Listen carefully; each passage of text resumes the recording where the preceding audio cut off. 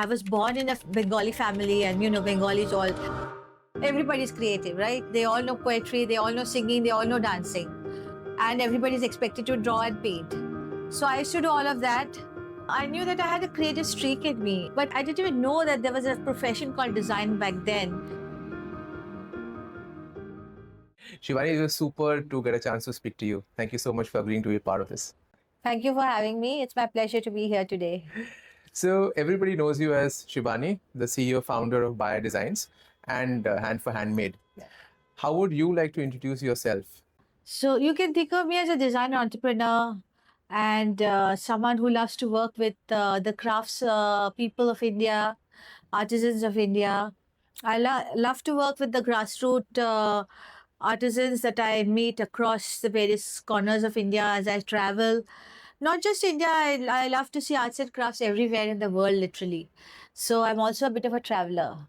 Uh, so yeah, those are some other things that I would introduce myself with. Oh, lovely. Yeah. So you mentioned design. So when did your love for design first kick in? I was born in a Bengali family, and Bengalis all are, everybody's creative, right? They all know poetry, they all know singing, they all know dancing, and everybody's expected to draw and paint. So I used to do all of that, and I knew that I had a creative streak in me, and but I wasn't sure that I didn't even know that there was a profession called design back then when I was really studying in school and all of that. I wanted to become an architect, and I applied to some of the colleges of architecture as well as to NID. And as it happened that NID had such a big name at that point in time that when I got into NID, it just seemed far more exciting.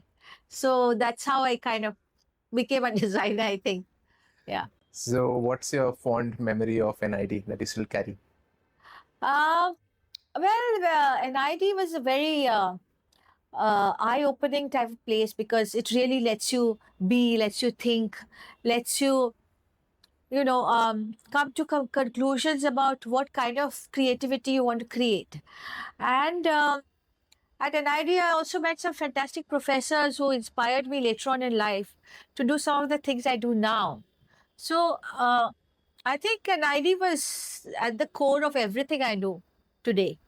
I think all my ability to think, my ability to be creative, to be able to be able to design in different arenas, all of that I think I owe it to NID. Yeah. And after NID, did you transition to working somewhere or did you start something on your own? After NID, I had a short stint with an advertising agency and then O&M, and I quickly realized it was not my cup of tea because even though I had a great person to work with, which was Piyush Pandey, and I just felt I wanted to do something more meaningful. I joined a Tata e-learning company, and those were the days of very intense work happening around this digital space. The .coms were coming in, the computers were giving colored output rather than black and white, and it was just a lot of digital transformation that was happening at that time, and I loved being in that zone. For about 4 to 5 years I spent being with the Tata company and being the head of design and setting up e-learning and communication solutions in the digital space. Then after that, I kind of jumped into this whole world of arts and crafts. I actually started a .com, which was a very early .com in the arts and crafts space, and we actually ran that .com for 7 8 years because. The thing is, in the craft space, a .com at that time did not really attract the kind of big monies that much of the .coms got. And so we had to make our own way through it. But we persisted, and I actually, my grounding in crafts and working with artisans started there. So this was, a bit of the background of how I happened to join this world of crafts. Lovely. And was it a marketplace that you were trying to create when you say a .com? Yeah, it was a marketplace, and we were trying to create a little bit of customized solutions for customers anywhere in the world. I mean, it was an ambitious.com even at that time. So we were selling to across the world, not just in India. And we wanted to give them some sort of ability to customize simple things, like you make a locket with a grain rice with a message written on it, Nice. to my dear wife, and with her birth date and all that, and you sort of put that under a magnifying glass and a little golden frame, Yeah. and you ship it out. So things like that, we were trying to give it this whole handmade, custom made, craftsmanship fillip through this .com. And yes, it was a marketplace. We had a lot of artisans who were present there with their names and their work showing, and it was available for people to buy, or Wow. even order things that they wanted a little specialized.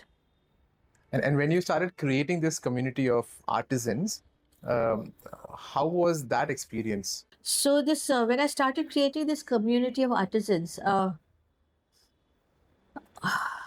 I did it in, yeah, it was a fairly intense period because I traveled. I traveled extensively: Rajasthan, Gujarat, Orissa, Assam, and actually met these artisans in various cities, various villages, talking to them about what is a .com, figuring out what work they did, what was their process, and actually forming the basic roots of the people who would become a part of the community that I work with even today. Right. So, but at that time they were not organized, right? There was no internet, Correct. and there was no smartphones. So communicating with them was a challenge. And we Right. had to literally travel, meet people, talk to them, explain, then come back, take photographs, put it up on the net, and it was a lot of actual physical work that was required. But because it was physical work, I actually managed to connect with them, talk to Yeah. them, Yeah. meet them, be in their homes, have a meal with them. Right. And that is what I think also made it very special. This whole experience of seeing them in their spaces of work and how they worked was actually an eye opener for me. Right. And I learned a lot from them, and I think it was immensely um, interesting for me to see how it was a completely different world from the corporate or the urban city world. It was a completely different world. So enjoyed that period a lot. It was intense, but it was very uh, exploratory and journey of discovery actually. And that would have been the early days of also trying to figure out how to get the quality consistent, especially if you're working with a very decentralized Yeah, setup. So yeah. how did that journey look for you? So we had to be selective in the people that we worked with, in the sense that they had to have a sense of quality to begin with, Yeah. because it's not something you can really supervise or groom when you're not with them. So we primarily selected the people who were showing a sense of quality already, showing a sense of wanting to innovate, change, work with us, showing some interest in this whole world of, .com, or the what does the market want today. And when we started, it was fairly custom, like some of the things that they were doing. We didn't really change things dramatically at that time. Right. But we were very particular about who we worked with. Who you work with. Yeah. So I'm sure I'll come to that journey and Baya. But before I go into that, very intrigued by the name Baya. So what was the genesis of So Baya, it's the Baya Indian weaver bird. Oh, nice. It's a small bird that weaves that beautiful nest. Right. So it stands for a beautiful space. So what Baya does is create beauty in spaces. So Right. that's how the Wonderful. Baya bird. Yeah. So when you talk of organization, it's never easy to build an organization and to sustain it, because to build a sustainable organization. But now when you look back, you would have got some super lessons as to what I should have done better or what I'm doing good. So how did you build a sustainable organization? My earlier .com was something that I learned a lot from. I had to, it eventually had to shut down, although I'd got some investment and all of that. But there was, first of all, I learned about organizational structure when I started working with Tata Interactive Systems. And it was a small company with a very entrepreneurial mindset. Right. And I saw how we grew and what were the systems that were created, the kind of managerial experience that was required, how the decisions were taken, how the team was built, how talent was appreciated, and all of that came into use in my next venture, which was .com. And I started to use some of those things very consciously, even in my .com venture. Tried to build a really good team. And I brought the same learning now into Baya. And of course, there's been a huge journey of learning in the sense that I've really come to appreciate the importance of having a good team. But it has taken me a long time to even come to that kind of appreciation of what is a good team. What are the capabilities that a person needs to have to be considered a good team member? Right. And so, right from the good team to setting up processes in the organization, setting up processes is one thing, but having people follow them is another thing. Right. So, creating a culture, creating an overall purpose and vision that everybody sort of aligns with, that has taken me a long time. I mean, it's not something that just happened. Right. I had to work on it across the years, and I think it's still a work in progress. I've reached somewhere.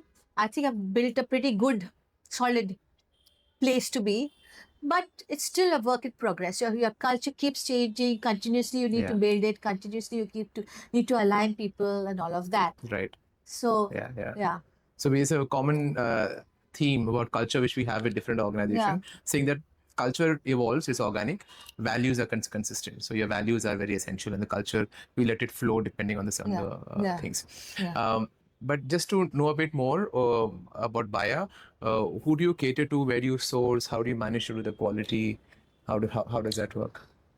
So Baya offers, art solutions, art and art lighting solutions and artifacts for the hotel and hospitality industry, corporates, public spaces, as well as residential customers. So right from offering products that are can be put up in your homes to large scale airport installations, we do all of that. And we source our special skills from artisans from across the country, whether they are based out of another state if required, where we try to bring in the local element, or sometimes even what we create as our own range in our experience center here. We try to work with the crafts that we feel have potential, Right. potential to adapt, potential to be contemporary, potential to scale, potential to tell stories. So all of that. So we offer artisanal work as well as regular contemporary work in what we do. Right. So, what's an art designer? Yeah, I'm glad you're asking that question because an artist is someone who self-expresses, right? So they will create something from within themselves to tell their story or whatever their story is at that moment. But for us, we are primarily telling someone else's story. It is the brand story. It is the story of the value of a person. It is the story of someone's belief. It is the story of someone's background, Right. connect. Right. We tell their stories, our customer stories. And but it is still a process. Even the artist goes through a process, and we also go through a process. And to me, after that point in time, the distinction blurs. It's very same like creating a piece of art. There's no differentiation in my mind. We are artists, but we have a purpose, which is a social purpose, which is giving someone else a story. So Right. that's what I call an art designer. When you design a story that you want to tell about someone else or something else. Right. Yeah. And what's your I know it's a tricky one, but what's your take on cultural artists and contemporary artists? How are they valued? Okay. So cultural artists are typically people who come from a tradition of craft. So their families across hundreds of years have been doing the same thing, right? It's a craft. So it's thought of as something that the family or the community has been doing. And they produce the same language, so to say, but using their own imagination. So it is like I will use a certain sort of style, which is influenced by the geographical factors, by the community beliefs, by the what I see around me, and therefore it comes from a genre. And whereas contemporary artists, of course, have the advantage of an education, which is a city education, and therefore they come from a perspective of telling their own intimate stories from that perspective. But to me, a cultural artist and a contemporary artist is the same. I feel it is completely wrong to actually segregate the two. I feel it is almost racist to say that a contemporary artist is an artist and a cultural artist is a craftsman. It's not that. It's an object of beauty. It's aesthetics. It's their expression. It is coming from within, and it is also something that has a context for people to understand. You take away something from that art.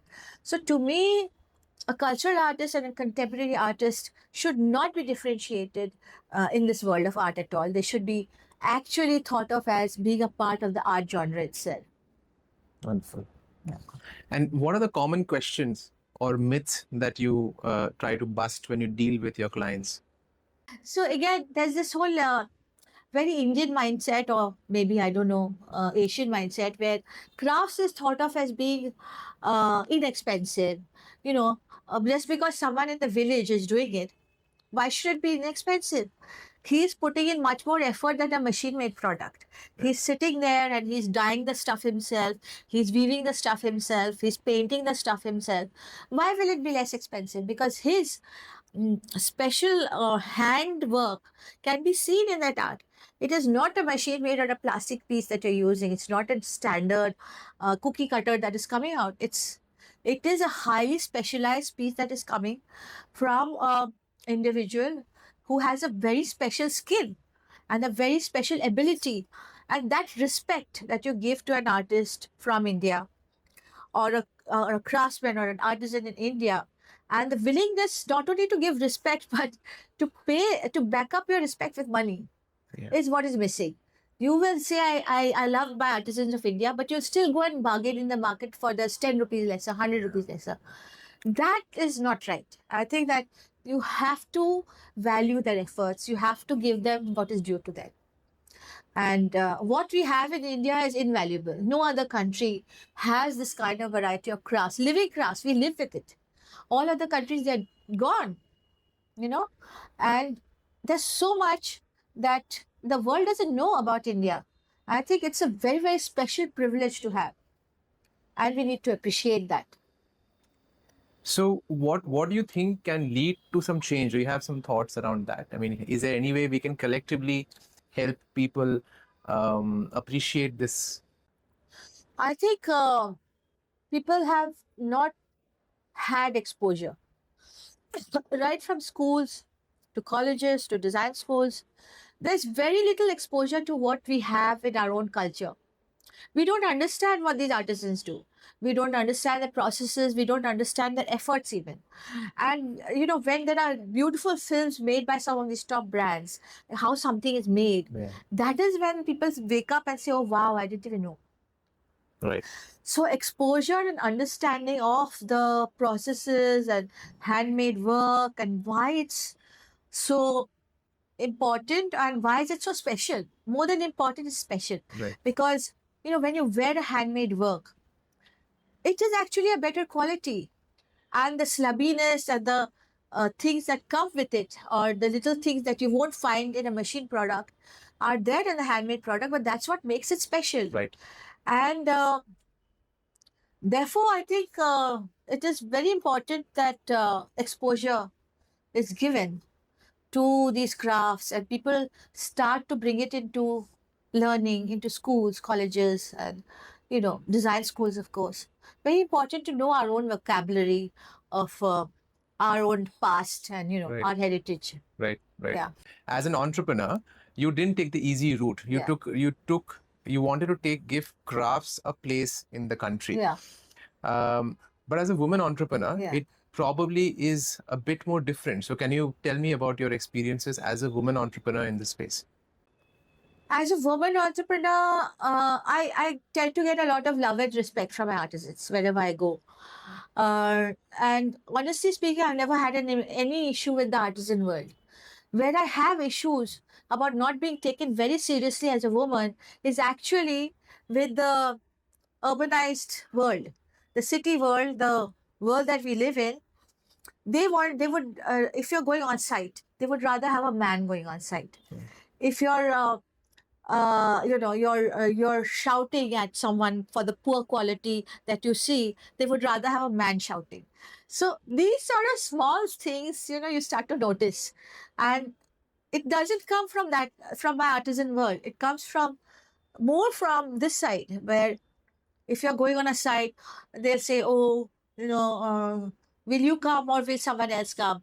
And then, if sometimes when I'm talking with my male, partner, they'll talk to the male partner. They'll not talk to me. I'm the head of this institution. So things like that. Yeah, Yeah. So tell me a bit about Hand for Handmade. If Hand for Handmade is my not-for-profit Section 8 company. And I started it as, it was just a very organic thing. We started a group to address the problems of the pandemic. And everybody was sitting, right? There was no work, there was no money, no projects, nothing happening. So there were this group happened, and there were about 30 friends of mine from the craft sector that I kind of invited to talk to me about and talk to each other about what was going on. And before, I made them all admins in the group. And before I knew it, it had become 256 people, which was the limit at that time. And it just became an ecosystem where people started to help and support each other. There were designers who were giving free design support, helping people create mask designs, nice. bags. Then there were e-commerce specialists, entrepreneurs who were taking some of the products made by these craft people and putting it up on their e-commerce sites. Nice. There were academicians who were talking about this. There were there's a lot of webinars around learning around the handmade sector. So it was a very interesting thing that happened, that people got together. And after that, after the COVID was over, I think everybody felt that it should continue in some form. So I kind of took the leap and I said, all right, we'll convert it into a Section 8 company. Nice. And that's how it's still around. I mean, we're doing work with craft groups to help them build their capacity, build market exposure, and especially around this concept of learning. Right. So digital learning is freely available to artisans on our YouTube pages about topics around smartphones, photography, e-commerce, and such stuff. Nice. Nice. Yeah. And do you see the younger generation getting drawn to this space? I see a lot of interest in crafts now. I think that when I started, there was hardly anything. There were 2 or 3 companies, you could count them on your fingers in Bombay. And now, if you look at the scenario, it has changed a lot. There are many, many, many craft designers who have jumped in.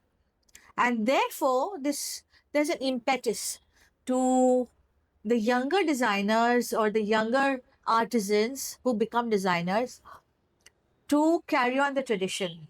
And they're doing it in very innovative ways. Like, there's Samaya Kalavidya in Kutch, who is doing fantastic work of creating artisan designers. Nice. And I see them with this lot of hope and, a lot of sort of interest in making their world of crafts into something that is acknowledged by today's markets and by today's people, not only in India, but abroad. They have a lot of aspiration, a lot of ambition. And I think that finally people are coming back to the sector. Yeah.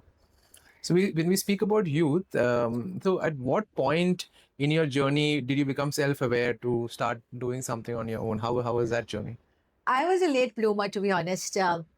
I think I was a pretty confused person till the age of 35. I did everything that came to me. I didn't think about what I wanted or what I want to be or where I want to go or what I want to reach. I had a very vague thing that I have to make a difference to society. I have to do something that is meaningful. That bit I had. But other than that, I just did not have any sense of who I want to be. Do I want to be a teacher? Do I want to be an influencer? Do I want to be an entrepreneur? Do I want to create this big thing around crafts? Do I want to take it international? I didn't think of any of those things. Till the age of 35, I just, whatever came to me, I did my best. And I learned. But from the age of 35, I don't know, somewhere some change started to come in. And I started to do a lot of self-awareness stuff. So right from self-learning forums to meditation courses to vipassana to understanding ancient healing practices, um, and understanding a little beyond the world of design, well beyond the world of design I went. And I think there the transformation started. And I think I virtually feel that I was a completely different person then than what I'm now. And this transformation, uh, actually, now I know what I want to be. Now I know who I am to some extent. And now I know what to do, which I did not. So, yeah. So it's absolutely okay to be a late bloomer. I think so. I think it's your journey. I think some people get it early and some people discover it late. But I'm just saying that you should discover it. Because once you discover it, no, your life changes. You don't think the same way. Once you become self-aware, your whole outlook changes. And it's a very different way of being. Yeah.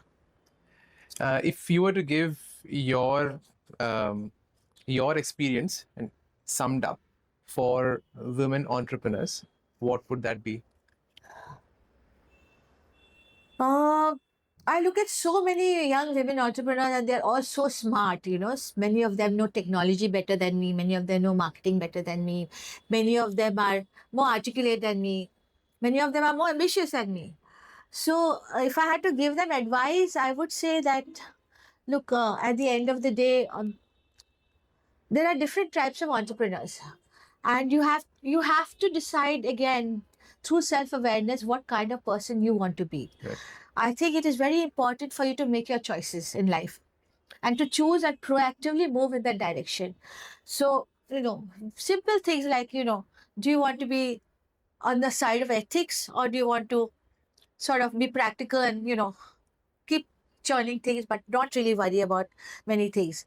Or do you want to be someone who is a purist in terms of what you bring and the quality you bring, or do you want to be someone who wants scale and is willing to take those steps to scale up? So it is very important for you to look at yourself, make choices, and to arrive at some sort of picture in your own mind where you want to be. What do you want to be? Because all of us think that, 3 years I'm going to be profitable, and then in 10 years I'm going to have this company which is valued at whatever so much crores, and then I'm going to sell it off maybe or make some money. It doesn't quite work like that. I think that every entrepreneur has a very different journey and a very different path and a very different end goal. Right. And you have to know yourself to be able to define that end goal. So that's what I would tell young entrepreneurs, that know yourself. Super.